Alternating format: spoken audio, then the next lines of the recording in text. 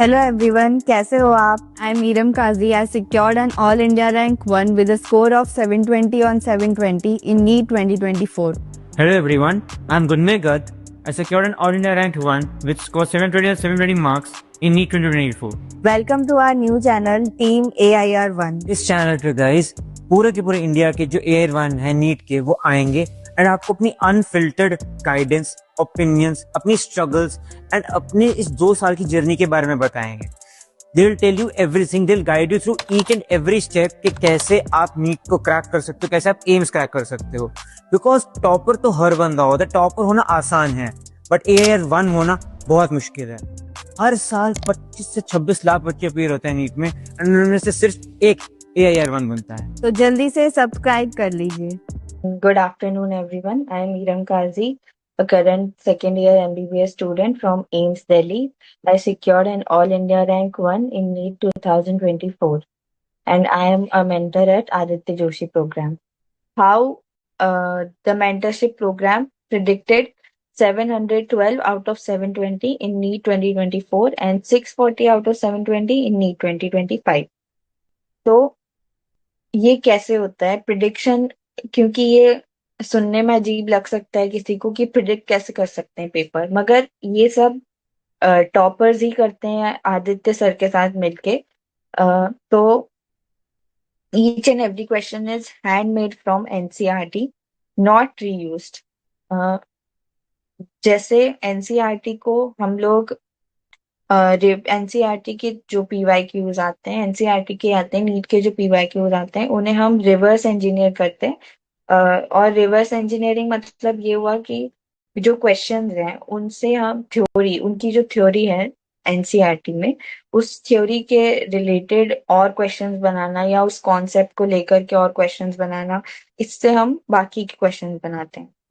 और last 30 years के NEET में और लास्ट 30 इयर्स का नीट पेपर्स और 15 years JEE mains plus advance भी कर रहे हैं, क्योंकि जैसा देखा था आपने 2025 में काफी टफ पेपर आया था, तो एनटीए का इतना प्रिडिक्टेबल है नहीं, तो हम सेफ साइड पे रहने के लिए अपना एनालिसिस इतना फार एंड बियॉन्ड करते हैं कि 30 इयर्स ऑफ नीट पेपर हम टैली करते हैं, 15 years of JEE mains plus advance के पेपर्स को भी हम एनालाइज करते हैं और फिर क्वेश्चंस बनाते हैं. Aditya sir list of topics is covered. तो आदित्य सर के जो इम्पोर्टेंट टॉपिक्स जो लिस्ट है उसमें से क्वेश्चंस कवर किए जाते हैं. कुछ टॉपिक्स हैं जो कि नीट में हमेशा से हाई वेटेज के रहे हैं और उनको कवर अच्छे से किया जाता है. Carefully analyse all NTA practice paper, सिर्फ और सिर्फ पीवाईक्यूज ही नहीं हमने एनालाइज करें, एनटीए जो प्रैक्टिस पेपर देता है उनको भी एनालाइज करा है, क्योंकि उनसे भी सिमिलर आ ही सकता है पेपर, तो उनको भी एनालाइज किया गया है. और जो नोटिफिकेशन अपडेट्स यानी कि जो सिलेबस आता है उसको अच्छे से एनालाइज करके पिन पॉइंट जहां तक सिलेबस है उसमें से कुछ भी मिस ना हो, इसलिए अच्छे से सब कुछ एनालाइज करके ही ये टेस्ट सीरीज क्वेश्चन पेपर बनाए जाते हैं. और the test papers are created after thorough precise filter process, तो ताकि आपका टाइम ज्यादा कंज्यूम ना हो और आपको एक अच्छी क्वालिटी के एकदम कंसाइज वे में जो सिलेबस प्रिडिक्ट किया गया है, जो क्वेश्चंस प्रिडिक्ट किए गए हैं वो आपको दे सके. क्योंकि आप लास्ट के मंथ में 100 मॉक पेपर्स लगाना इतना ज्यादा आसान नहीं है, क्योंकि और वो इतना एफिशिएंट भी नहीं होगा. इसलिए सबसे पहले जब हम बनाते हैं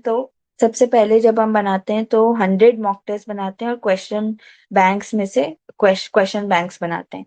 फिर उसके बाद में धीरे धीरे फिल्टर आउट करके हम ड्राफ्ट 6 तक पहुंचते हैं, जिसमें ऑलमोस्ट 50 मॉक पेपर्स होते हैं. मगर जो आपको मिलता है वो फाइनल प्रोडक्ट होता है, उसमें से भी हम सिलेक्ट करके देते हैं कि 35 प्रिडिक्शन पेपर्स हैं. हम आप लोगों को सिर्फ वो देते हैं ताकि आपको कम क्वांटिटी में बेस्ट क्वालिटी मिल पाए. अब मैं बताती हूँ कि आपको सूर्य प्लस टेस्ट सीरीज के मॉक पेपर्स कैसे अटेम्प्ट करने हैं. तो सबसे पहले आपको जो यूनिट बेस्ड टेस्ट है वो करने हैं. उससे पहले सिलेबस तो आप अच्छे से करोगे, ऑब्वियस है. जिस यूनिट का आप टेस्ट दे रहे हो उस यूनिट को पहले अच्छे से पढ़ लेना है एनसीईआरटी से, और जो भी आपके शॉर्ट नोट्स हैं उन सब से पढ़ लेना है, जो आपने क्वेश्चन बैंक सॉल्व करा है वो सबसे पढ़ लेना है, फिर यूनिट बेस्ड टेस्ट देने हैं। उसके बाद में टेस्ट को आपको वेस्ट नहीं होने देना है। वेस्ट कैसे होगा टेस्ट, दीपशिका मैं अभी बताऊंगी कब रिलीज होगा और क्या प्राइस रहेगी, वो सब अभी बताऊंगी मैं। वेस्ट कैसे होगा आपका टेस्ट अगर आप उसका एनालिसिस नहीं करोगे।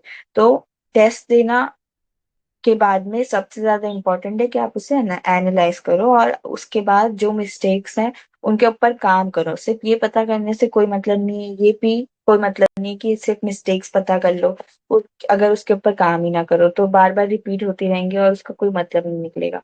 तो एनालिसिस करना है, फिर उसके बाद में उसका एक मिस्टेक नोटबुक में लिखना है, और जो उसके कॉन्सेप्ट्स हैं वो भी उसी नोटबुक में लिखने हैं, ताकि आप हर बार उसको रिवाइज कर पाओ। तो यूनिट बेस्ड टेस्ट देने हैं, फिर उसके बाद में फुल 11th का मॉक टेस्ट देना है, फिर फुल 12th का मॉक टेस्ट देना है, उसके बाद में फुल सिलेबस टेस्ट आपको देने हैं जिसमें आप स्ट्रेटेजी बनाओगे अपनी।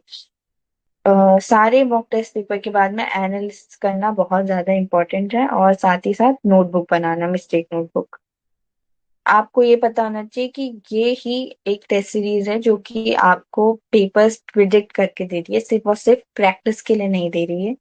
और कोई भी आपको इतना शॉर्ट शॉर्ट प्रिडिक्टेड पेपर्स नहीं दे रहे हैं।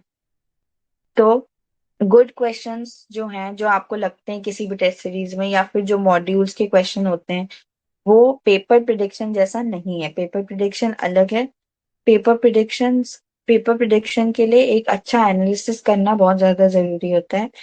पेपर अगर जो हम प्रेडिक्ट कर रहे हैं वो नीट में आए, हम ऐसा चाहते हैं, तो उसके लिए हमें क्या क्या कर रहे हैं हम लोग, कि हमें डालने होंगे रिलेवेंट क्वेश्चंस प्रॉपर एनालिसिस के बाद में। एनटीए के जो पीवाईक्यूज हैं वो सबको एनालाइज करके, जी जेई और नीट दोनों के पीवाईक्यूज को एनालिसिस करके ही ये टेस्ट सीरीज बनेगी, ताकि अच्छे से पेपर प्रिडिक्ट हो पाए, चाहे वो डिफिकल्ट आए चाहे वो इजी आए। आपको एक सिक्योर आपको सिक्योर फील हो कि अगर आपने ये टेस्ट सीरीज दी है तो आपको कैसा भी पेपर आए नीट में, आपका स्कोर अच्छा ही रहने वाला है। आपके कॉम्पिटिटर्स जो हैं वो सब भी ज्वाइन करेंगे ये टेस्ट सीरीज, तो आपको जल्दी से जल्दी ज्वाइन करना चाहिए। अगर आपको एम्स दिल्ली चाहिए, अगर आपको अपना ड्रीम कॉलेज चाहिए, तो आपको जल्द से जल्द इस टेस्ट सीरीज को ज्वाइन करना चाहिए, ताकि आप एक कॉम्पिटिटिव एनवायरनमेंट में पता भी कर पाओ कि आपकी क्या रैंक है, क्योंकि एम्स दिल्ली के लिए रैंक बहुत ज्यादा इंपॉर्टेंट होता है। तो ये भी आपको पता चल जाएगा इससे।